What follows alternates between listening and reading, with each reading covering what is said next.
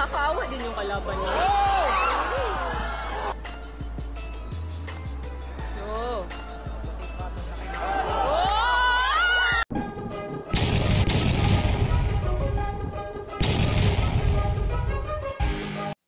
Isang madali ang boxing update mga idol sa kakatapos na laban ni Leonard Chacon.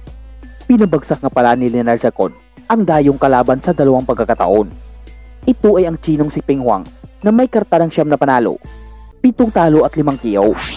At habang ang Pinoy ay may malinis na karta ng 11 wins, 4 na KO at isang undefeated na boksingero. At ang labang ito ay isang 8 round na bakbakan sa featherweight division.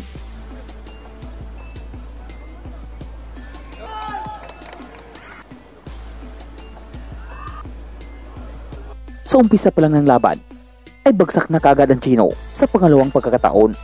Pero ito ay naligtas sa tunog ng bell.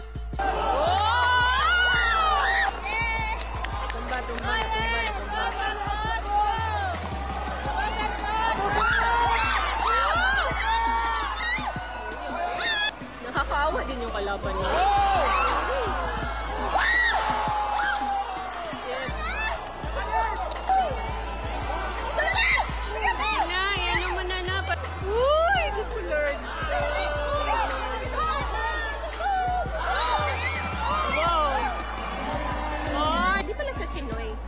Check pala talaga siya.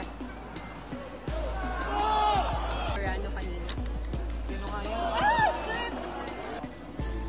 Matapos itong bumagsak sa unang yugto pa lang ng laban, ay naging matibay ito at tinapos ang kabuuhan ng laban na pinanalo ng Pinoy sa isang malinaw na unanimous decision.